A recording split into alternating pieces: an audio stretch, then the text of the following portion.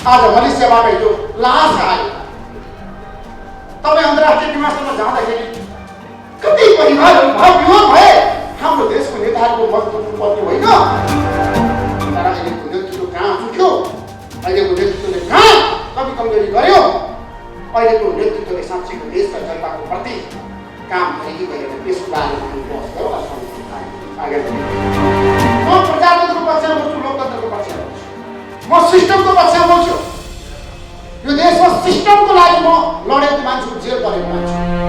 तर हाम्रो देशमा स्वामीज्यू जोसुकै होस्, पहिला आफ्नो परिवारको लागि, परिवारको सदस्यको लागि, अनि त्यसपछि आफ्ना नाता पोता हरेकलाई गरिसकेपछि अनि पार्टीको लागि, पार्टीका कार्यकर्ताहरू अनि मात्रै जनताको लागि काम गर्ने।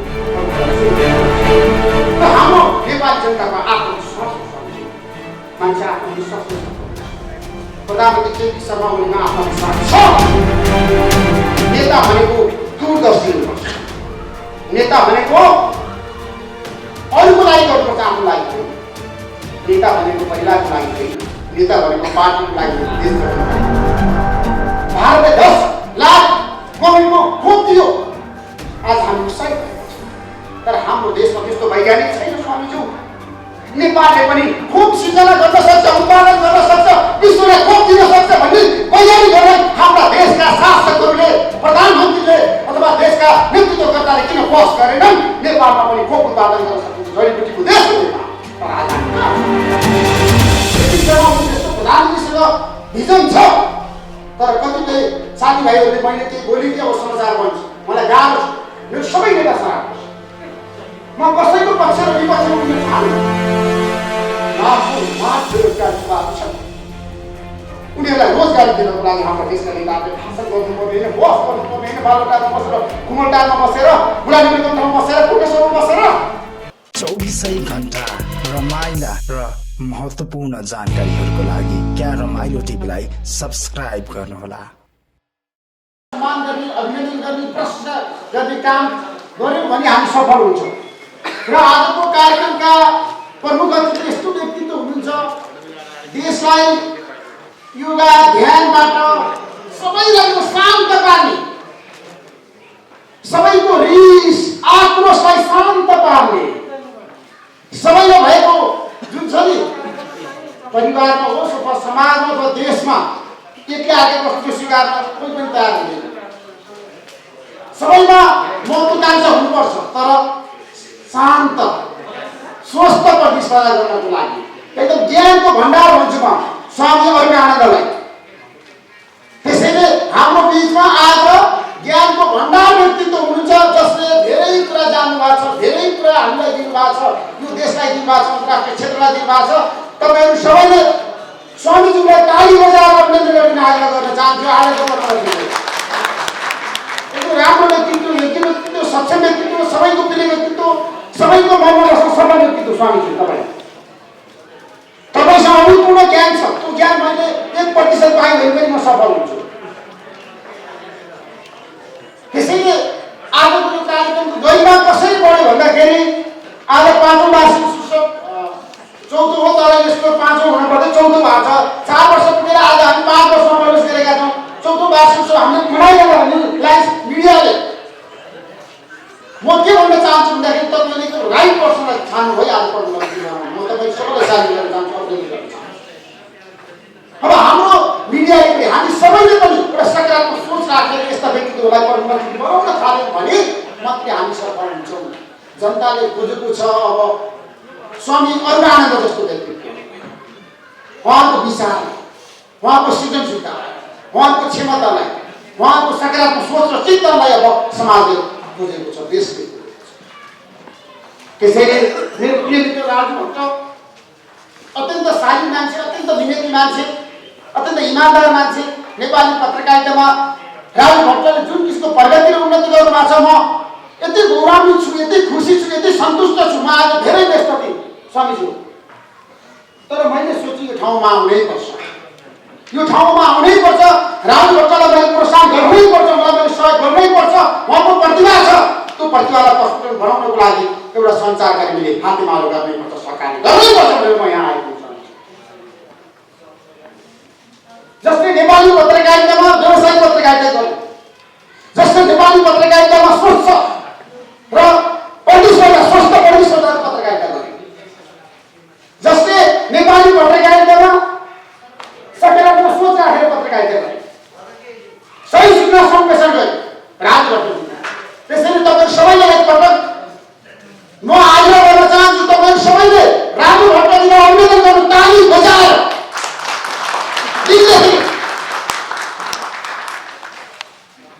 नेपाली पत्रकारितामा धेरै योग्य र सक्षम पुस्ताहरू आएको छैन। म खुसी छु नेपाली पत्रकारितामा 46 सालको जनान्दोलन सके मैले पत्रकारिता प्रवेश गरेको हुँ। मैले 13-14 वर्षको उमेरमा नेपाली पत्रकारितामा आएको हुँ। तर अहिलेको पुस्ता यति सशक्त र प्रभावकारी छ, यो पुस्ताले अब यो देशको हरेक घटनालाई सही रूपमा सूचना सम्प्रेषण गरेर जनताको मन जित्न सफल भएको छ। त्यसैले आज सोशल मिडिया नेपाली जनताको लागि नभई नहुने भएको छ। अक्सर बिना मान्छे बाँच्न सक्दैन। तरकारीमा नुन हालेन भने हामी खान सक्दैनौँ। सोशल मिडिया बिना अब कोही पनि रहन सक्दैन। सोशल मिडियाले यति प्रगति गर्यो, यति उन्नति गर्यो र सोशल मिडिया यति प्रभावकारी भयो नेपाली समाजमा स्वामीज्यू। प्रत्येक दिन प्रत्येक हर सेकेन्डमा सूचना प्रवाह गरेर सबै नेपालीको मन र मस्तिष्कमा बस्न सोशल मिडिया सफल भएको छ। मलाई विश्वास छ न्युज लायन्स नेपालमा पनि सफल हुन्छ। मलाई विश्वास छ यो नेपाली पत्रकारिताको लागि यो धरोहर हुन्छ, नेपाली पत्रकारिताको लागि यो पहिचान हुन्छ, नेपाली पत्रकारिताको लागि यो अग्रणी हुन्छ, नेपाली पत्रकारिताको लागि सोशल पत्रकारिताको लागि नेतृत्व गर्छ र नेपाली पत्रकारितामा व्यवसायिक पत्रकारिता के हो भनेर चिनाउनुहुन्छ। त्यसैले नेपाली पत्रकारिता आज सबै नेपालीको लागि प्रिय हुनुपर्छ। नेपाली पत्रकारितामा विसङ्गति छ, विकृति छ, म छैन भनेर भन्दिनँ। सबैले यहाँ मञ्चमा बस्नुभएका गण्यमान्य सबै व्यक्तित्वहरूलाई म अभिनन्दन गर्दै उपस्थित महिला 70 दिनलाई म 10 औँला जोडेर नमस्कार गर्दै आग्रह गर्न चाहन्छु। नेपाली पत्रकारितामा कमजोरी छ। म अहिले धेरै मिडियाको नेतृत्व गर्छु। म नेपाली रेडियो नेटवर्कको नेतृत्व गर्छु। मसँग देशभरि 300 वटा रेडियो छ। रेडियो एनआरको पनि म अध्यक्ष छु। म 2 वटा टेलिभिजनको नेतृत्व गर्छु, प्राइम टाइम टेलिभिजन र दिव्य दर्शन टेलिभिजन। म रिपोर्टर्स नेपाल डटको नेतृत्व गर्छु, म रिपोर्टर्स क्लबको नेतृत्व गर्छु। म धेरै मिडियामा छु, म धेरै मिडियामा काम गर्छु। म सर्वोच्च पत्रकार हुँ। तर पनि पत्रकारितामा कमजोरी छ मान्छु। हामीले सुधार्नुपर्छ, हामी समय सापेक्ष हुनुपर्छ। हाम्रा कमजोरीलाई हामीले सुधार्न सक्यौँ भने मात्रै हामी सफल हुन्छौँ। नेपाली पत्रकारिताले फड्को मारेको छ, प्रगति गरेको छ, उन्नति गरेको छ। आज यहाँ हाम्रा साथीहरू हुनुहुन्छ, हेर्नुहोस् त कति धेरै हुनुहुन्छ। सोशल मिडियाको प्रगति र उन्नति युट्युब च्यानलको आजको दिनमा हाम्रो देशमा छ नि नेपाली पत्रकारिताको लागि हो आइस ब्रेक भन्छु म। किन थाहा छ? यसले धेरै प्रगति, धेरै उन्नति, यो चमत्कारी हो नेपाली पत्रकारिता। सोशल मिडियाको प्रभाव छ सोसाइटीमा।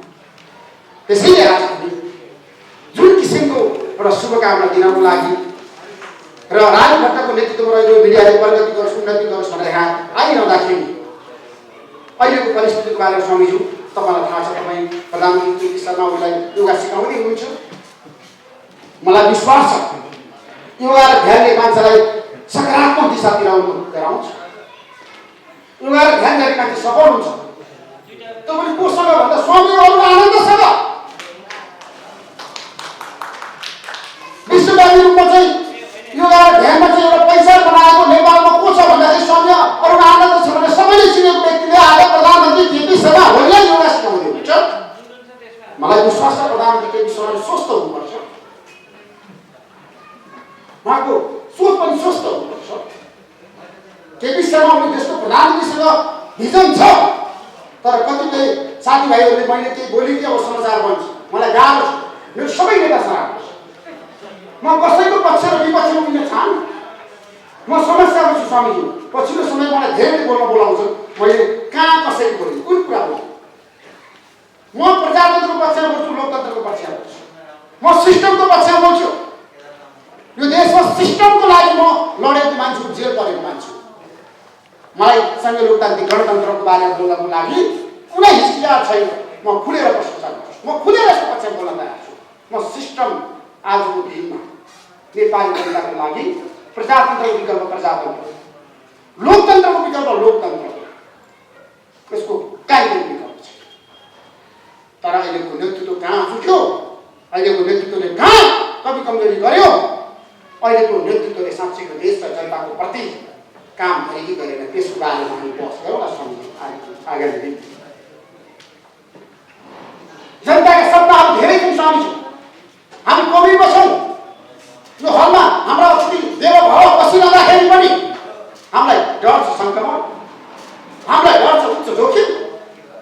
तर पनि आज हामी जुन आत्मविश्वासका साथ यहाँ आएका छौँ, यो कार्यक्रममा सहभागी भएका छौँ, यो हाम्रो नेपाली जनताको आत्मविश्वास हो स्वामीज्यू। मान्छे आत्मविश्वासले सफल हुन्छ। प्रधानमन्त्री केपी शर्मा ओलीमा आत्मविश्वास छ। 2 पटक मृगौला प्रत्यारोपण गरेको देशको प्रधानमन्त्रीलाई तपाईँले योगा सिकाउनु भएको छ। मलाई विश्वास छ तपाईँको योगाले यो देशको प्रधानमन्त्रीमा सफलताको सूत्रहरू प्राप्त होस्, देशको विकास र समृद्धिमा उहाँले सबैलाई समेटेर लिएर जान सक्नुहोस्। देशको आर्थिक क्रान्तिमा नेता भनेको दूरदर्शी हुनुपर्छ। नेता भनेको अरूको लागि गर्नुपर्छ, आफ्नो लागि होइन। नेता भनेको परिवारको लागि होइन, नेता भनेको पार्टीको लागि होइन, देश र जनताको लागि।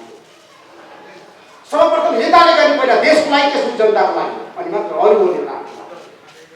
तर हाम्रो देशमा स्वामीज्यू जोसुकै होस्, पहिला आफ्नो परिवारको लागि, परिवारको सदस्यको लागि, अनि त्यसपछि आफ्ना नाता पोता हरेकलाई गरिसकेपछि अनि पार्टीको लागि, पार्टीका कार्यकर्ताको लागि, अनि मात्रै जनताको लागि काम गर्ने परम्परा सुरु हो स्वामीज्यू। मेरो प्रश्न यहाँनिर हो, हामी कहाँ छौँ? हामीले किन प्रगति गर्न सकेन? यो सुन्दर देश नेपालमा किन आज झगडा हुन्छ, किन द्वन्द्व हुन्छ, किन विवाद हुन्छ? कहिले पनि किन राजनीतिक विषयवस्तुमा मलाई आज म धेरै लामो भाषण गर्न चाहन्न। स्वर्गीय विजयप्रसाद कोइरालाले भन्नुभएको थियो, 62 सालको जनआन्दोलन चलिरहँदाखेरि अब यो अन्तिम आन्दोलन हुनेछ। यहाँ कुनै पनि युवाले अब परिवर्तनको लागि झन्डा बोक्नु पर्दैन भनेर उहाँ जानुभएको होइन। तर आज फेरि पनि हाम्रो देशमा 12-13 वर्षपछि किन आन्दोलन भइरहेको छ? हामी किन आन्दोलनको देश भनेर चिनिन्छौँ आज विश्वमा? के हामीसँग अरू एजेन्डा छैन? देश बनाउने एजेन्डा छैन? विकासको एजेन्डा छैन? आज मलेसियाबाट हिजो लास आयो। तपाईँ अन्तर्राष्ट्रिय विमानस्थलमा जाँदाखेरि कति परिवारहरू भाव भए। हाम्रो देशको नेताहरूको मन दुख्नु पर्ने होइन। लाखौं लाख बेरोजगार युवाहरू छन्, उनीहरूलाई रोजगारी दिनको लागि हाम्रो देशका नेताहरूले भाषण गर्नुपर्ने होइन, बस गर्नुपर्ने होइन, बालुटारमा बसेर, कुमलटारमा बसेर, गुलामीको ठाउँमा बसेर, कोटेश्वरमा बसेर। खोइ त नेताहरूको चिन्तन, खोइ त सोच स्वामीज्यू, खोइ त रोजगारीको लागि हामीले कुदो खन्न खोल्न सकेको। आज भारतले 10 लाख कोभिडको खोप दियो, आज हामी उत्साहित भएका छौँ। तर हाम्रो देशमा त्यस्तो वैज्ञानिक छैन स्वामीज्यू। नेपालले पनि खोप सिर्जना गर्न सक्छ, उत्पादन गर्न सक्छ, विश्वलाई खोप दिन सक्छ भन्ने वैज्ञानिकहरूलाई हाम्रा देशका शासकहरूले, प्रधानमन्त्रीले अथवा देशका नेतृत्वकर्ताले किन बहस गरेनन्? नेपालमा पनि खोप उत्पादन गर्न सकिन्छ, जडीबुटीको देश हो नेपाल। तर आज हामी कहाँ छौँ? खोइ हामी कहाँ छौँ?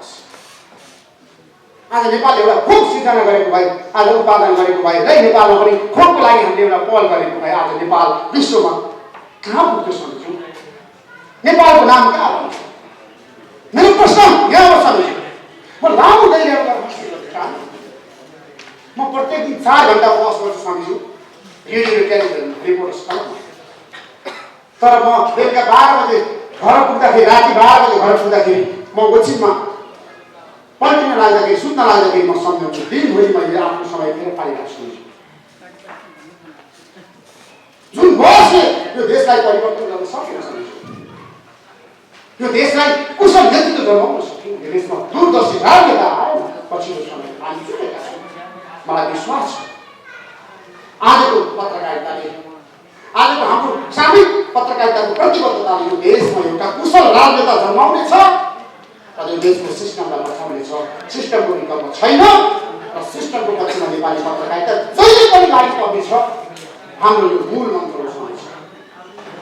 त्यसैले जाँदा आजको टिमलाई साक्षी राखेर म भन्न चाहन्छु, सबै नेताहरूलाई म भन्न चाहन्छु मैले खबरदारी गरिरहेको छु केपी शर्मा ओली प्रचण्ड भारतमा नेपाल शेरबहादुर देउवा रामचन्द्र पौडेल बाबुराम भट्टराई उपेन्द्र यादव महन्त ठाकुर सबैलाई म आग्रह गर्न चाहन्छु तपाईँहरूको छाती फराकिलो हुनु पर्यो व्यक्ति स्वार्थबाट माथि उठ्नु पर्यो देशको परिवर्तन र आमूल परिवर्तनमा तपाईँले आत्मसात गरेर विकास समितिको यात्रामा लिएर जानुहोस् अब देशमा आगामी दिनमा राजनीतिक घटनाक्रम कसरी अगाडि बढ्छ म यसबारे बहस गर्न चाहन्न अहिले त्यतातिर मैले आफूलाई केन्द्रित गर्ने बित्तिकै मैले एउटाको साइड लिनुपर्छ म अहिले कसैको पनि पक्षमा बोल्न चाहन्छु म सबैको पक्षमा छु सिस्टमको पक्षमा छु व्यवसायिक पत्रकारिताको पक्षमा छु मैले सिकेको मलाई पत्रकारिता जसले मलाई सिकायो जसले मलाई पत्रकारितामा ल्यायो तिमीले व्यवसायिक पत्रकारिता गर्यो भने मात्रै तिमी सफल हुन्छौ त्यसैले आज म राजभवनको कार्यक्रममा आएर